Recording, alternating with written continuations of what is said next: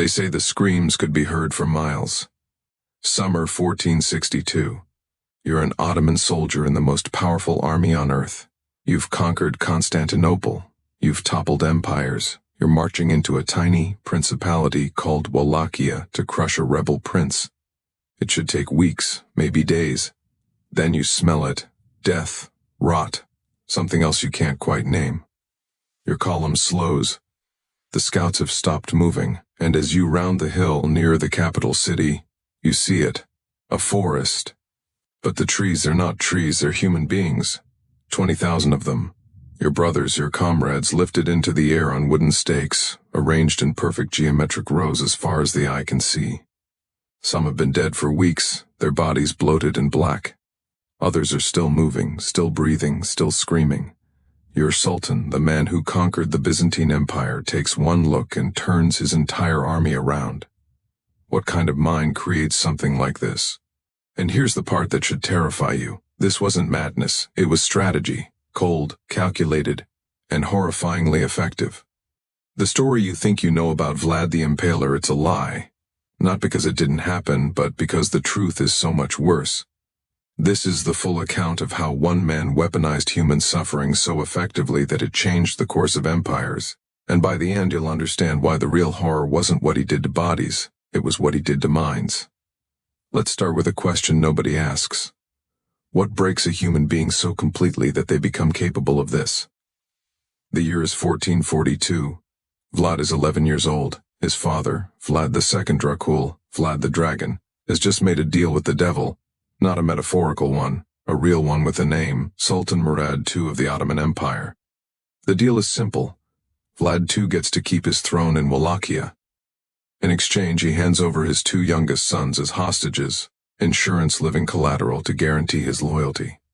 So, a young Vlad and his brother Radu are torn from their home and delivered into the heart of the Ottoman Empire, not as prisoners in dungeons, but as guests in the palace at Edirne and later Egrigos.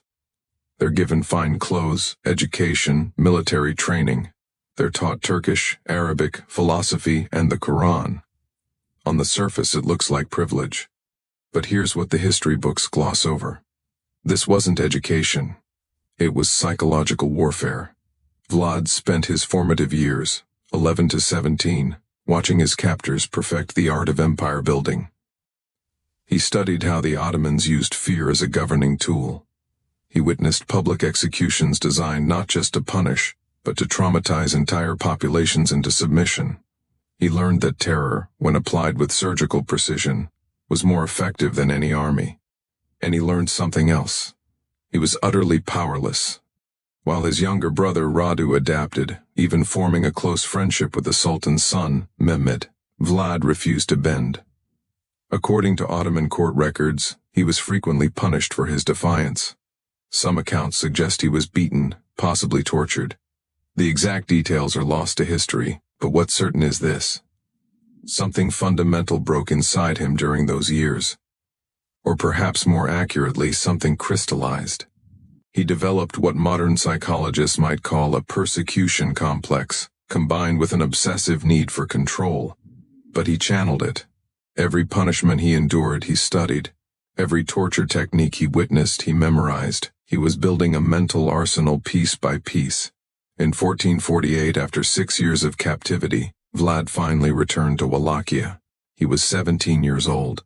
2 months later, his father was assassinated by rival Boyars, the nobility who played both sides between the Ottomans and Hungarians.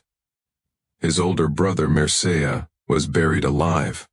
Vlad was alone, surrounded by enemies, backed by nobody. And here's where the story gets interesting. He didn't just want revenge. He wanted to remake the world in the image of his trauma. He would take everything the Ottomans had taught him about terror and refine it into something they had never seen before. But first, he had to wait. For 6 more years, Vlad lived in exile, plotting, planning, studying military tactics and political maneuvering. And in 1456, with Hungarian backing, he finally seized the Wallachian throne. The monster was about to be born. If you're fascinated by the documented psychological breaking points that created history's most notorious figures, hit subscribe. We're just getting started with how this broken boy became something far worse than his captors ever imagined. Vlad's coronation feast in 1456 should have been a celebration. Instead, it became the blueprint for everything that followed. He invited the Boyar families, the same nobility who had orchestrated his father's murder and buried his brother alive. Hundreds of them arrived in their finest clothes, believing they were there to pledge loyalty to the new prince. The great hall was decorated. Wine flowed freely. Then, in the middle of the feast, Vlad stood up and asked a simple question. "How many princes of Wallachia have you lived through?" The older boyars proudly answered 7, 10. Some claimed to remember a dozen different rulers. They were bragging about their survival, their political savvy, their ability to outlast any prince who sat on the throne. Vlad smiled. Then he gave an order. Every boyar who had answered was arrested on the spot. But here's where you see the methodical mind at work. He didn't execute them, not yet. Instead, he separated them into two groups based on age and health. The older ones, the architects of his family's destruction. They were impaled immediately outside the palace walls, not quickly. The stakes were carefully inserted to avoid vital organs, ensuring they would die slowly over hours or days. Their screams provided the soundtrack for what came next. The younger, stronger boyars and their families were stripped of their noble clothes and force marched 50 miles north to the ruins of Ponari Castle. There they were given a choice. That wasn't really a choice. Rebuild the fortress with their bare hands or die. For months they hauled stones up the mountainside. They worked until their hands bled, until their fine clothes rotted off their bodies, until they collapsed from exhaustion. Most died during the construction. The survivors, they were never the same. Vlad had effectively erased the old nobility and replaced them with a new class who owed everything to him and lived in absolute terror of his displeasure. This wasn't just revenge. It was a systematic dismantling of the power structure that had made Wallachia weak, and it revealed something crucial about Vlad's psychology. He didn't just want obedience. He wanted to break people so completely that obedience became their only possible response. But this was still domestic politics. The boyars were in. What Vlad did next would send shockwaves across empires. In 1459, Sultan Mehmed II, yes, the same Mehmed who had been Vlad's childhood companion, sent envoys to Wallachia, demanding the annual tribute that Vlad's father had agreed to pay. The demand came with an additional insult. Vlad was to present himself personally in Constantinople to renew his oath of vassalage. The envoys arrived expecting the usual political theater, perhaps some negotiation, maybe a counteroffer.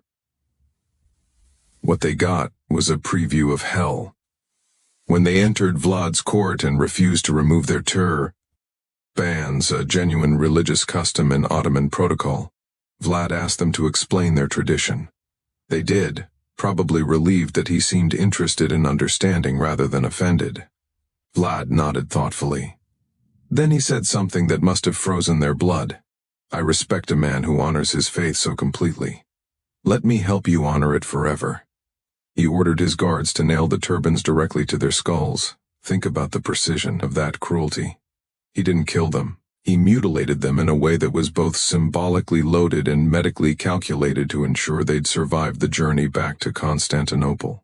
They were walking messages, their screams echoing across the countryside as they fled back to the Sultan. When Mehmed received his envoys, these men he'd sent in good faith, now permanently disfigured and driven half-mad by pain, he understood immediately this wasn't the childhood friend he remembered. This was something new, something that had taken the Ottoman lessons in terror and evolved them into something even the Ottomans hadn't imagined. War was now inevitable. But before that war came, Vlad had more messages to send. Here's what most people don't understand about impalement. It wasn't just execution, it was engineering. The common image, a stake driven straight through the torso, would kill almost instantly. That defeats the entire purpose. Vlad's method was far more sophisticated and infinitely more cruel. Based on contemporary medical analyses of the descriptions and surviving Ottoman accounts, here's how it actually worked. First, the victim was laid face down. The stake, carefully selected, rounded at the tip and thoroughly oiled, was inserted through the rectum. But here's the crucial detail. It was inserted at an angle specifically designed to miss all major organs and blood vessels. The victim was then slowly raised upright. T and gravity did the rest. Over the course of hours or sometimes days, their own body weight would force the stake gradually upward through their torso. The path was calculated to avoid the heart, lungs, and major arteries. In some documented cases, the stake would eventually emerge through the shoulder or chest, but the victim could remain alive for up to 3 days. Why this method? Because Vlad understood something that modern psychological warfare experts now confirm. Witnessing prolonged suffering is exponentially more traumatizing than witnessing quick death. A battlefield beheading is horrific, but brief. Impalement was a performance that lasted days, complete with screams that could be heard across entire valleys. But the physical act was only one component. The real genius, if we can use such a perverted word, was in the staging. When Vlad impaled victims, he did it in public squares, along major roads, outside city gates, anywhere that would maximize visibility. He understood that word of mouth and rumor would multiply the psychological impact far beyond the actual number of victims.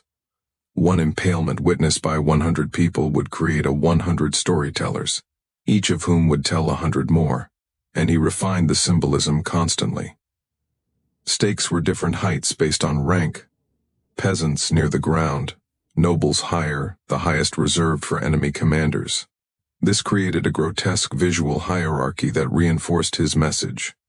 Everyone has a place in my world and everyone will suffer according to their station. In some accounts, he arranged impaled victims in geometric patterns, circles, stars, concentric rings. This wasn't random sadism. It was a demonstration of control. It said, I have so much power that I can turn human suffering into art. There's a German pamphlet from 1462, admittedly propaganda, but based on eyewitness accounts from Saxon merchants. In Wallachia, that describes Vlad dining among the impaled. He allegedly had a table set up in the middle of a field of stakes, ate his meals surrounded by dying men, and seemed to enjoy the experience. Whether this specific incident happened exactly as described is debatable, but what's not debatable is the psychological message. I am so far beyond your understanding of human behavior that your horror doesn't touch me. The Saxons, who had their own complicated relationship with Vlad, circulated these pamphlets widely. They were some of the first mass-produced horror stories in European history, complete with woodcut illustrations. These images, crude but effective, spread across Europe and cemented Vlad's reputation. But here's the question nobody was asking. Was any of this working? Was terror actually an effective military strategy, or was Vlad just a sadist with power? The answer came in the summer of 1462, and it would prove that Vlad's methods weren't just effective, they were devastatingly so. Sultan Mehmed II had finally had enough. By early 1462, Vlad had not only refused to pay tribute, but had launched raids deep into Ottoman territory south of the Danube. In one particularly brutal campaign, he crossed into Ottoman lands with a small force, and according to his own letter to the Hungarian king, killed over 23,000 people. He even kept a body count categorizing victims by age and gender. Mehmed, who had conquered Constantinople at age 21, who had crushed rebellion after rebellion, who commanded the most powerful military machine on earth, decided to personally handle the Wallachian problem. In the spring of 1462, he assembled an army estimated between 60,000 and 90,000 men. The exact number is lost to history, but even conservative estimates put it at more than triple Wallachia's entire military-age male population. This wasn't an invasion, it was an extermination. Vlad had maybe 20,000 to 30,000 men total. many of them peasant conscripts with minimal training. A conventional battle would be a massacre, so Vlad did what he'd been planning since childhood. He refused to give them a conventional battle. As the Ottoman army entered Wallachia, they found nothing. Empty villages, poisoned wells, burned fields. Every potential source of food and water had been systematically destroyed. Vlad had ordered his own people to abandon their homes and retreat into the forests and mountains, taking their livestock with them. The Ottoman supply lines stretched longer and longer, and then the night raids began. These weren't typical skirmishes. Vlad had trained specialized units in guerrilla warfare. Small groups of men, maybe 50 to 100, would strike Ottoman camps in the dead of night, killing sentries, setting fires, and disappearing before any organized response could form. They targeted supply wagons, pack animals, ammunition stores. The goal wasn't to defeat the army, it was to make them paranoid, exhausted, and demoralized. But the masterpiece came on the night of June 17, 1462. Vlad had learned from captured Ottoman soldiers that Sultan Mehmed himself was camped near Targoviste with his personal guard, the elite Janissaries. This was an opportunity that would never come again. Vlad personally led a force of about 10,000 men in what became known as the night attack. Under cover of darkness, they infiltrated the massive Ottoman camp with one objective: kill the Sultan. Contemporary accounts describe absolute chaos. The Wallachians were dressed in captured Ottoman uniforms and knew enough Turkish to cause confusion. They set fire to tents, stampeded horses, and specifically targeted the section of camp where the Sultan's pavilion stood. They came within yards of Mehmed himself. Some historians believe Vlad and the Sultan were brieful. Wine, visual contact across the burning camp, but the Janissaries held, forming a defensive circle around their leader. After hours of close-quarters combat, Vlad realized he couldn't break through. He ordered a retreat, and his men vanished back into the night as suddenly as they'd appeared. The Ottoman casualties were relatively light, maybe 2,000 killed, though Ottoman sources downplay the numbers, but the psychological damage was catastrophic. The Sultan of the Ottoman Empire, in the middle of his own army, had nearly been killed by a vastly outnumbered enemy, who struck from nowhere and disappeared like ghosts. Mehmed's commanders were rattled. His soldiers were exhausted, and they were still weeks away from Constantinople, marching through a dead landscape where every shadow might hide an enemy. Then they reached the capital, and they saw what Vlad had been preparing for them. No written description can fully capture what Mehmed's army encountered on the approach to Targoviste in late June 1462, but we can try. Imagine you're an Ottoman soldier. You've been marching for weeks through scorched earth. You're hungry, exhausted, and jumpy from constant night raids. You haven't seen the enemy in days. They've just vanished. That should be a good sign. It feels like a trap. As you approach the Wallachian capital, the smell hits first. If you've ever smelled a dead animal rotting in summer heat, multiply that by thousands. Then add the sweet, sick-making odor of decomposing human flesh. It's so thick you can taste it. Then you see the stakes, the first one, then 10, then 100. Then you realize there is no end. They stretch to the horizon in every direction. Contemporary accounts say the field of impaled bodies extended for nearly 2 miles in length and over half a mile in width.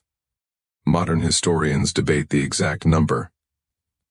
Ottoman sources, probably minimizing for propaganda reason, claim 10,000. Wallachian and Hungarian sources claim up to 20,000. The truth is probably somewhere between 15,000 and 20,000 impaled bodies. But here's what makes your skin crawl. This wasn't random. The stakes were arranged in precise geometric patterns, concentric circles radiating out from the capital height ordered rows. In some sections they formed star patterns visible from elevated ground. Vlad had spent weeks, possibly months, preparing this. He'd captured Ottoman soldiers and sympathizers from earlier raids and border skirmishes. He'd kept them alive specifically for this purpose. Some of the bodies had been dead for weeks, rotting in the summer heat. Others had been impaled more recently, and some, according to multiple sources, were still alive. The Byzantine chronicler Laonikos Chokokondyles, who interviewed eyewitnesses, wrote that the moaning of the dying could be heard across the entire field. Some had been impaled for days, their bodies slowly consuming themselves, too weak to scream, but still conscious. The Ottoman troops, hardened veterans who had conquered cities and slaughtered countless enemies, reportedly began vomiting. Some refused to advance further. Others started deserting in the night, willing to risk execution rather than continue through this nightmare. And at the center on the tallest stake of all was Hamza Pasha, a high-ranking Ottoman commander captured in an earlier skirmish. His body, dressed in the remnants of his military finery, was positioned directly facing the route of the Sultan's approach. A personal message from Vlad to Mehmed. "This is what I do to your best men. Imagine what I'll do to you. Sultan Mehmed II. Remember." This is the man who watched Constantinople's walls crumble under his cannons, who had ordered his own share of executions and massacres, reportedly stopped his horse and stared in silence for several minutes. Different sources record different versions of his response, but the most widely accepted comes from Choco-condyles. It is not possible to deprive of his country a man who has done such great deeds, who knows how to put his power to such use. A man who had done such things was worth much. This wasn't praise, it was recognition. The Sultan was acknowledging that he was facing something he didn't fully understand. A mind that had taken Ottoman methods and evolved them into something even the Ottomans couldn't match. The military situation was already deteriorating. Supply lines were overstretched.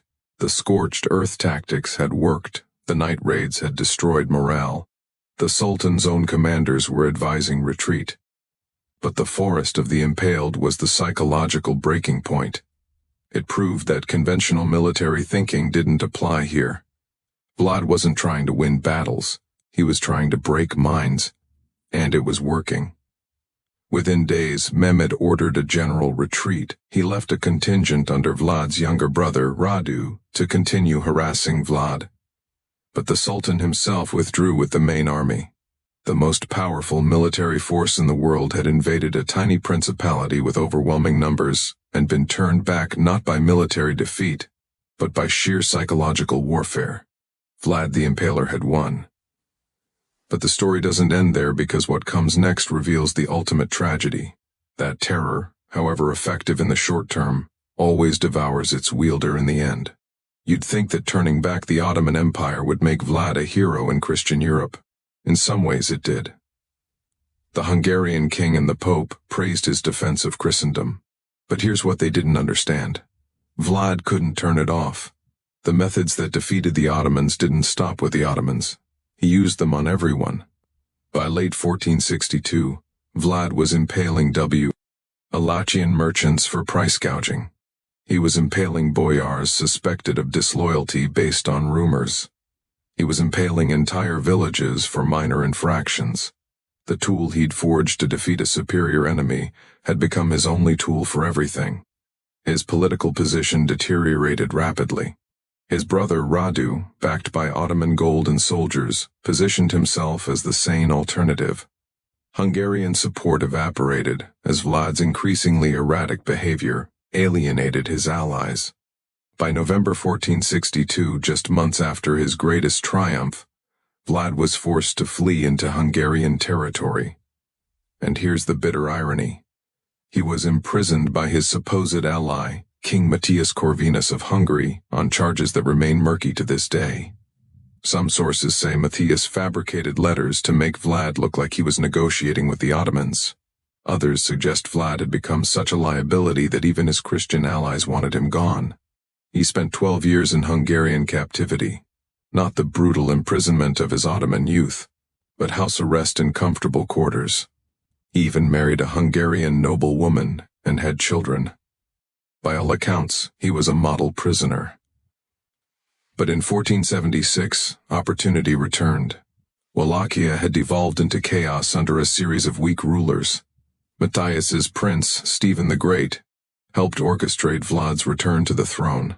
Backed by Hungarian and Moldavian troops, Vlad reclaimed his throne in November 1476. He had maybe 2 months to rule in December 1476 or January 1477. The exact date is lost. Vlad was killed in battle against an Ottoman force near Bucharest. The circumstances are murky. Some sources say he was killed by his own men, either through treachery or because they mistook him for an enemy in the chaos. Others say he was overwhelmed by Ottoman soldiers. What's certain is the aftermath. His head was cut off, preserved in honey, and sent to Sultan Mehmed in Constantinople as proof of death. After everything, the terror, the impalement, the psychological warfare, Vlad ended up as a trophy displayed for mockery in the capital of the very empire he'd fought his entire life. His body was allegedly buried at Snagov Monastery on an island in Romania. Excavations in the 1930s found a tomb, but it was empty. To this day, no one knows where Vlad's actual remains are. So, what do we do with this story? In Romania, Vlad is often celebrated as a national hero, a brutal but effective leader who stood against overwhelming odds and preserved independence. There are statues of him. His face appears on tourist merchandise. To the rest of the world, especially after Bram Stoker's 1897 novel, Dracula loosely borrowed his name in history. Vlad became synonymous with vampirism and supernatural evil, which in a perverse way lets us off the hook. It's easier to think of him as a monster, something inhuman, than to confront the real horror. Because the real horror is this: everything Vlad did was human, painfully, terrifyingly human. He wasn't born a monster. He was created by a system that taught him that power comes through terror, that survival requires absolute ruthlessness, that empathy is weakness. And he took those lessons and refined them to their logical extreme. The forest of the Impaled wasn't madness, it was applied psychology. The night attacks weren't random violence, they were precision military strategy. Every impalement, every mutilation, every public display of suffering was a calculated move in a larger game. And here's what should keep you awake at night. It worked. Against impossible odds, using nothing but calculated terror, Vlad turned back an empire. He proved that fear, properly weaponized, could accomplish what armies couldn't. The question isn't whether Vlad was evil. That's obvious. The question is, what do it say about human nature that this method was so effective? And what other calculated horrors are hiding in history's shadows, waiting to teach us lessons we'd rather not learn? If you want to keep uncovering the uncomfortable truths that textbooks bury, subscribe to Curious Historians, because history's darkest chapters aren't just about what happened, they're about understanding why it worked. And that's the knowledge we can't afford to forget.